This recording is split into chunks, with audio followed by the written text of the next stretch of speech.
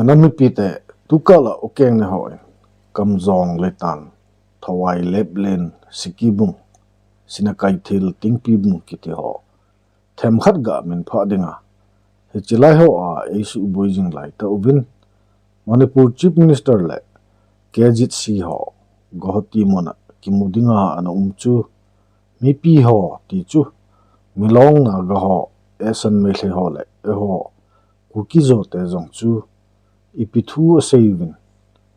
iti hongki chai ti dem ti lungthim boi ta in namzat chom chi chun ana kilung don pi hlai na hi e ho lang hon ama ho kimuding thu a ima ina selo wangwin esan tele tangkhul lang hon ana boi pi ma jingwin phaisung civil society kiloi khomna tampi la a alung hang de set chu core committee hi ama ho convener pa horizon athau bain press o koma se khat ga ngai masa ui ti ve state asi akoi sakam to ba haidana state asina akoi concede to thoba state asina akoi chumna khaki asnoi nongmai du da kapir anu na akoi terrorist ta nongmai du da kapir anu noi haiblo yarage kai pami pi do pijarage na akoi khulolaga haibi film doina torko manbagi mawong da akoi sungai leitaba organization state masana officially state thokraba organization nama leite si organization se leite haidana or thokraba du ma chero thokraba organization nama da koi state ki state si chief minister na chalaga unasalubasi amna kai hatara koi miyam asina ra thajaru da ba mawong da tawgo po nama haitara ne hichia aman sei pi pen hi state khanin terrorist koma methal kap te hi ubin nanghon ipina de yuham na pina binge tia khuruma ga tawdan in omdo in hichi organization hi ompui tia state in apon do sa khat koma state chief minister ga chia aga kimu pi hi ta san thei be set hi pui tin asin hi ama tabang chet khat tangkul milong hon jong ano do saw gal Kipatna pana eho KUKI te chungthu adi lo lam ke ya seijing asang ke sar ki pa jong hin hi thu a ahulim kinin ama se hi ga ngai kino hi ti we ichi no mai te sing lan loi ra bra loi re ha ri ya re surrender to khro lan loi re di kari ki to ma kampo pi to mai te chap ya dri kari ki chura chabu chang ba ya de kari ki more chang ba ya de do KUKI ne di chang ba ya adu di lan du moi ne ngam na tra nata adu di mai te na surrender to dra no hoji kana su mo khon thok te hoji phobot adu na han di kampo pi lan ba ngam da ba ga haina khi government लारगा लानहल नि हाइन तवे दो government same से थानी फारे ngasi maite se mod bu lang ngamdri adudi maite ni ichat se kadai de leirige KUKI zo council sibu recognize to de mase unlawful ni haidana leite haidana government declare to khro potu mana dak dawraga nga samda ga Guwahati da chalaga wari sa se na chapudu di Manipur loire sidi Manipur state ki ethics da identity da fail oirabani ki jo council side hojik ti tongan ba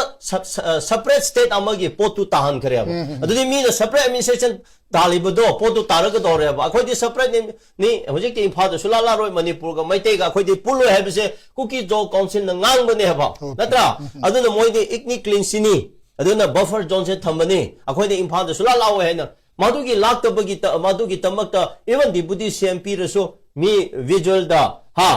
wasak lori visual the assembly or sigum le ba kadai de lege masi mai te ma cha la khang da si kari no MLA hum phu le ri du kadai kari MLA no akhoi ti ngang la kani si sauning ra ba adu na sai gi mi di separate administration du da hoji di Guwahati da wari saba hai bu di KUKI jo se tongan ba state ama ohan khare ba madu recognize story ba do karam ba sarkar no karam ba le bag no ba ko adu na madu di niyom thi na lan khare adu na recognize to ba hai se maram le ba adu hoji ki handak ki led by chief minister se na KUKI jo council se recognize to thok khare ko recognize to thok khare ba ne na hoji ki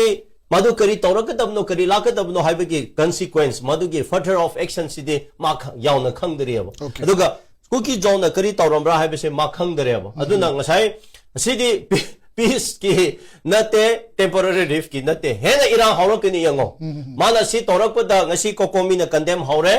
mana si tawrak pa da ki naga singbu leriba organization mayam se de ignore to thok khare ba sonda litanda songi problem hojik khru chap ya da dan leriba sida ngasi tangkhul student union TKS na nahan 24-hour ultimatum pibudegi yadadana protest or chathri masigi problem di hana solve toge haidadana masigi tamakti UNC da or tangkhuna ga londa TKS da ko eleriba nagagi o tangkhul gi apex body sing da wari sasen madudi kaudraga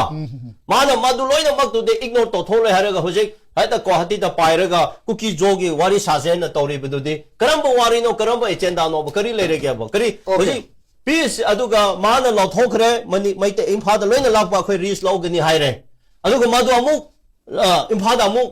lahan da ba imphada meeting to da bduna gari akhoi di masidi chamana ba ma laikhre ba ko adu sidi masai gi peace ki mingda horen cabinet phangninga gi manung da hona bo mong da tara khre ba adu hoji tangkhunna nagalong na akhoi mayam na su je abrogate toro haina the demand of Hore, Maramding si Manipur, the Toli Mam says soon a Tohan Baneva. I don't know, Marak to the Sugi, more peace or river organization to the mana as peace, Puraning Iwaris has and government on the surrender Tobomong the Jalibududi. Aman asay pipian hi, ole now, gal hi kichai hitam, a kichai tai netiule, surrender ki bol dovin. Gal kichai tai netiwa, ibola, Kampu pi, Chuchanpur, more hi, Mehle hon na pha thei lawa KUKI ho in fal hung lut thei ham KUKI zo council hi recognize a kibol pui unlawful natiwa government in clear abol sa chu gohotia kihopedia CMpa achi hi Manipur akichai tai Mehle ho min a umpui leblen lang boy a okrul kichi thei lo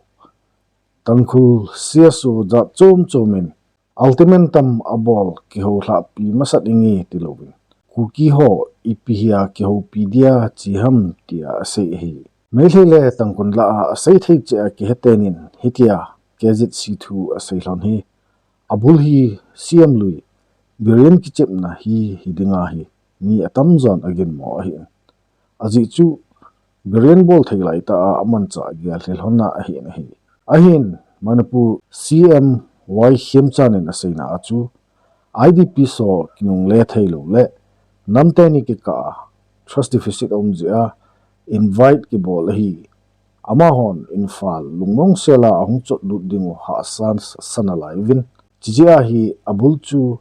phat sa tadi phot ding in asin chule kinop to na jong I ma kanei li laivin chamna omna ding phot chu ki de hi इस मणिपुर की समस्या में सबसे बड़ा दुख की बात है कि अभी तक IDP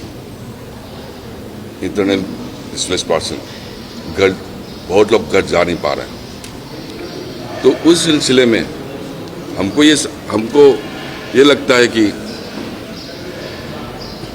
दोनों कम्युनिटी की बीच में ट्रस्ट डिफिसिट थे उसको जोड़ने के लिए मैंने इन लोग को इनवाइट किया तो इन लोग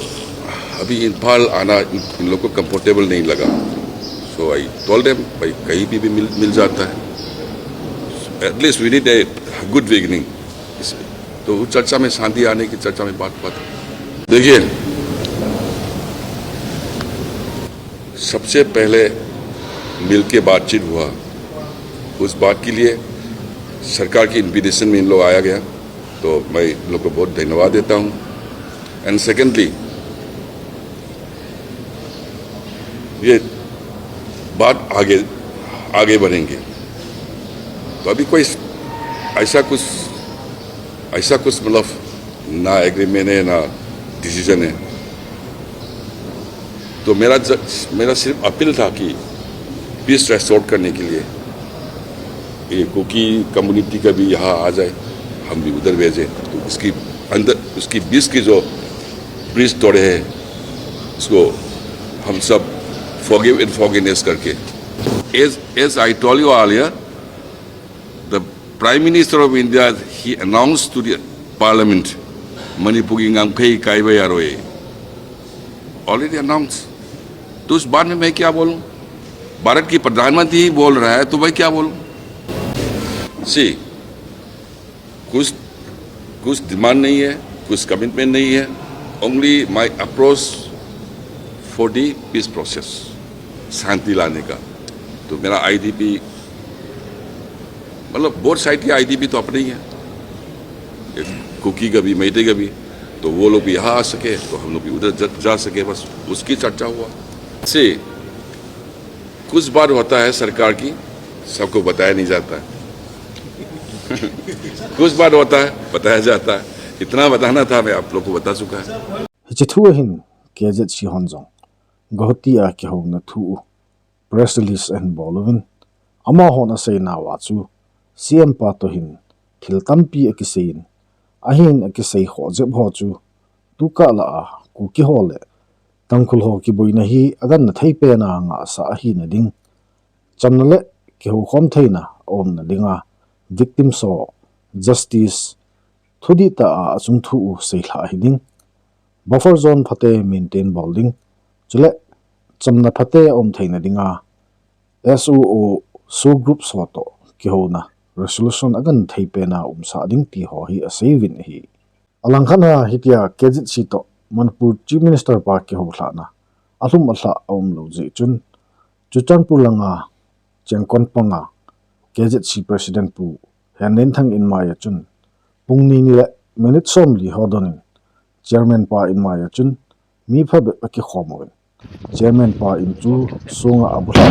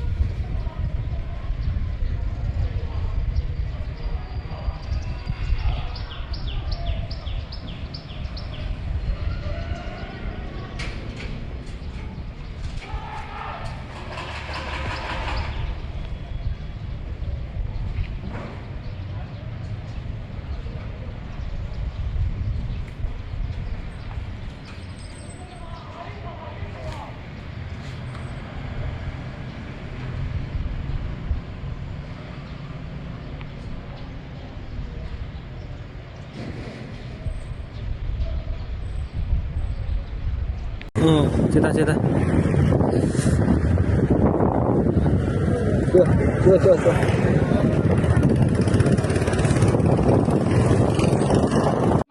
Kalau soleh, KUKI te bang apa? KUKI te. Dapat. Oi. Jangan. Oi, bebo. Oi, KUKI te. Lagi saya easy lo. Coi thì đâm ông cùng ấy thế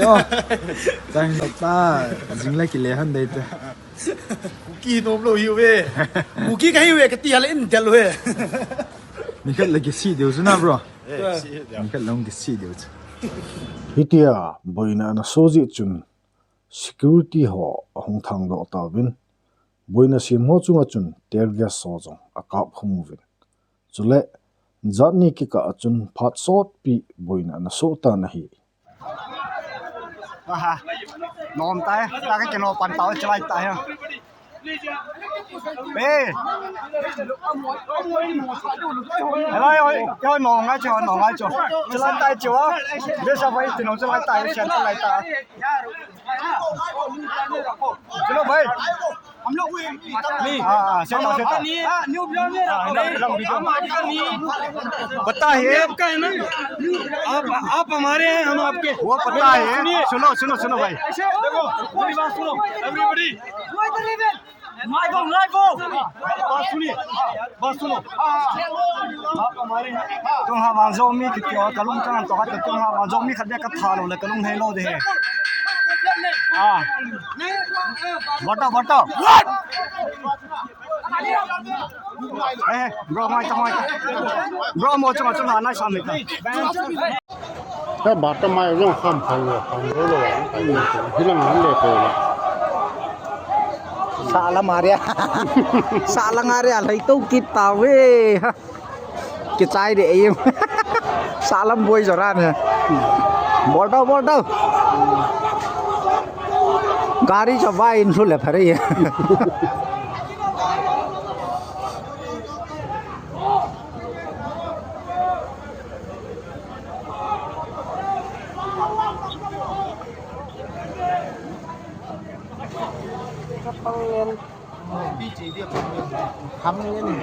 à khăm phát ngoài cho tôi thì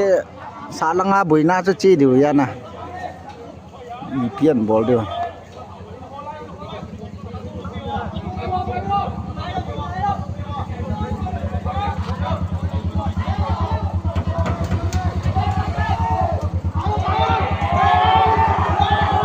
cái này quá chứ lâu cái sụp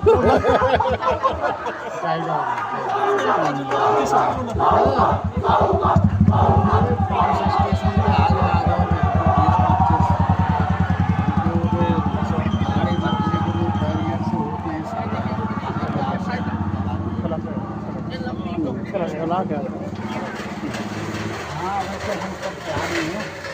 lâm cài họ nó hiệt thiêng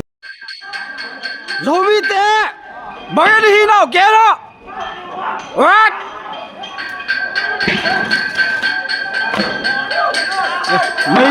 mấy tỏ cái nào tàu về mấy tỏ cái nào tàu về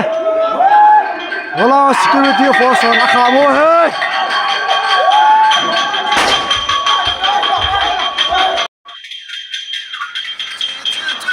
à khen đi cái chỗ về bicara cái chuyện là làm apa làm được cái chuyện đó. Oh, kita semua mau kayak saya sih baik. Ya, kok cukup tentang ni? Nizam. Emergency nó kok mungkin kamu dekat. Jauh ni. ada paisa wo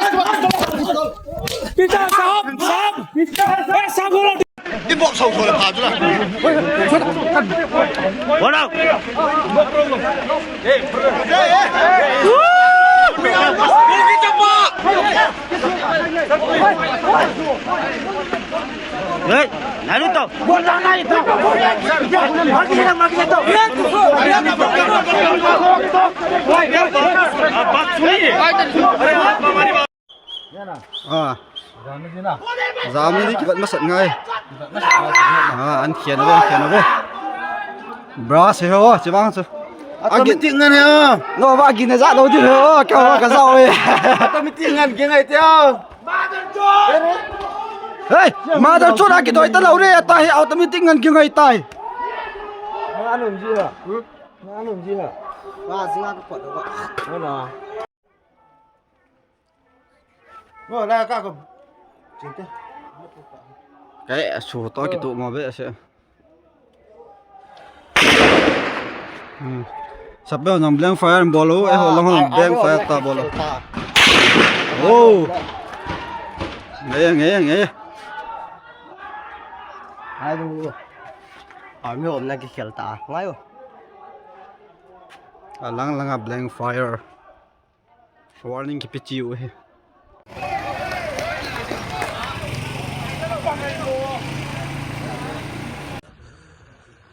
chị ấy tụi nhà giống như tên ăn bò nào bao mang ăn nào pan Bible college pana oza Bible college à lối hồ to sự tiền mua không bỏ đầu lại song pi era farm tiêu ham chỉ là ngã chi nào không kia lang vài hi chỉ flat hi amu wa a khor ha go le a khor ha thelo phat wa chu la ta chi thi a go daw khor ha thelo phat wa chu chi ma sanga chi ma cha bol la o hen hi chi flat hi EPS su se pe ham a khor ha go le khor ha thelo ba lang ve na ki ta ne a khor ha go hen ma la ki sun ham sunga ki gi ham pe ham khor ha thelo phat wa cha gari ho glass wa se bona shapes a se lại tội hiến gari vàng phát bia vàng sẽ body vàng sẽ xếp bộ mình lòng lại tội dẹp xe bên lại to mò chỗ thầm mò chỗ cái sự lệ nhỉ bị bay lò đi gà đi đằng glass hoặc mà sao bôi phần iflect lại tao cái nó fleck chứ amit tiêu ấy chứ hi à chân năm tiêu gì cái nó thình rồi làm cái hỏi bị nó dở vào đeo iflect của mình đây thiệt rồi he ai cả việc này vậy mà mạo lại tạo hơn đừng nôm mọt tại này cái tụi mình xây dựng ball dựng ip ball đâm pi xây đâm nhau hết thảy tu chun Casper khát lại mò bolero khát hông na số ngã cái xe bolero ngay he đi tao bolero Scorpio bia cái gari mình cái không thấy bây ta số ngã cái xe phèo rồi sala cầm nó lại về mình biết đâu lúc này lao hữu căn bò thâu đâu ta chapa KUKI chapa mình po ấy có lao khỏi cái khám tao ấy đây là việc công dân tàu về hal mà sang chú sung ở bài hôm lỗ lẽ điều khẩn chú không có số từ làm khó làm nữa liền nhỉ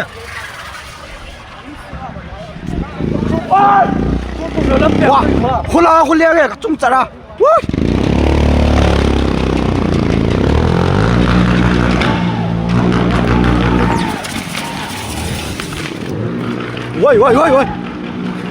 cái khiến đầu tiên nhau khát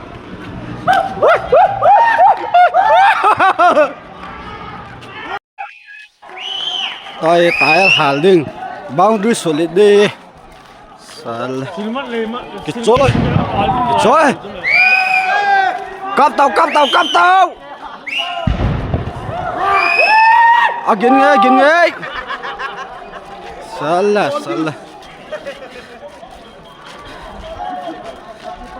dòng sân go tiel gas nó cào à chỗ nó cào rồi pin nó bỏ thấy đâu hả khó đã là bằng ngâm lâu dòng sân go sala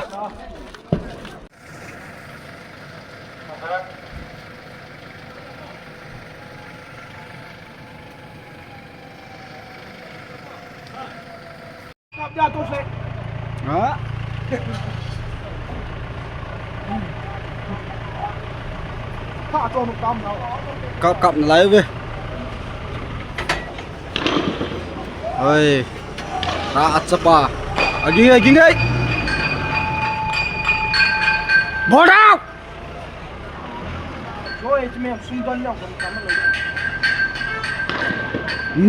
gini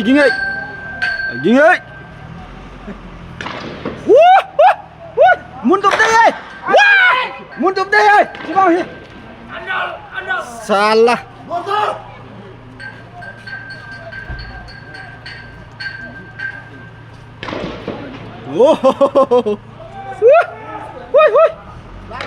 happy birthday to you kalau kon hallelujah amen asap be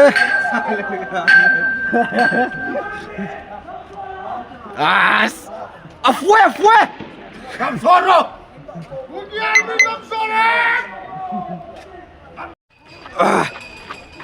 còn nó bẻ tán cầm mẹ cho bẻ tán đấy làm việc cả tiếng biến rồi front line commando xì còn lo cái back line commando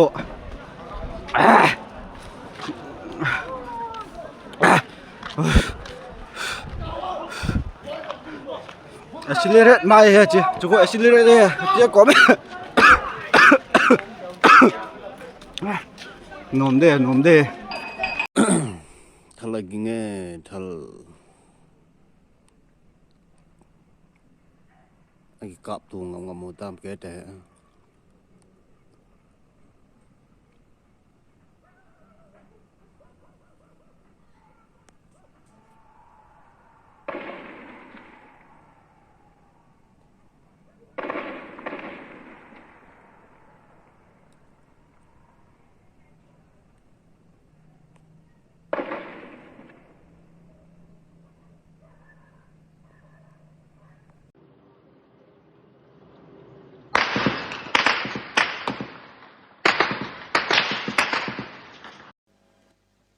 ahin hitia aboi jingpe na chun amun muna security hon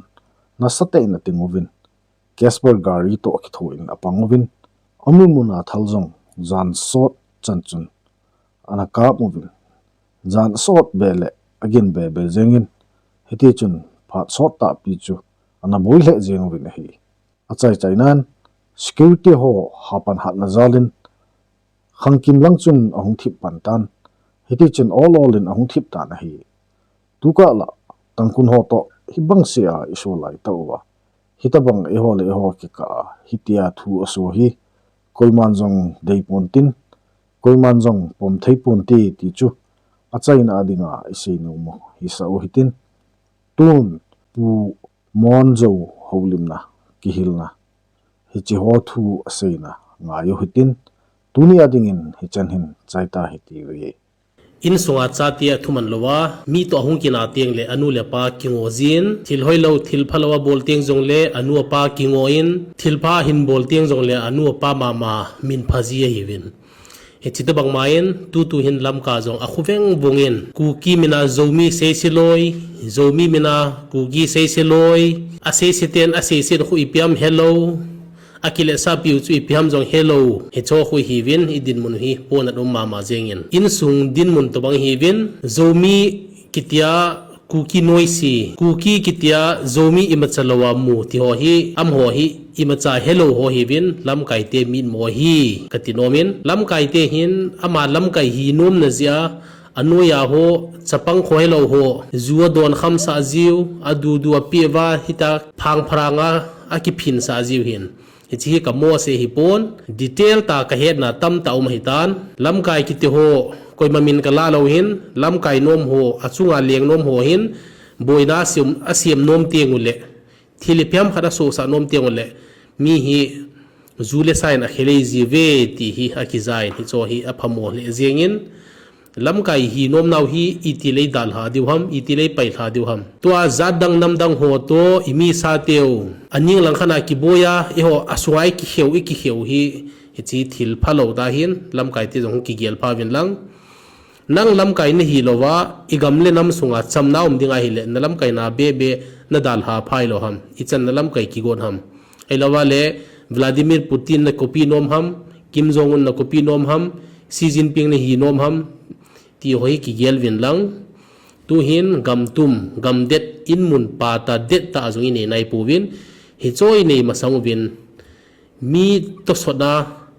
mi khaleni eo sa le lia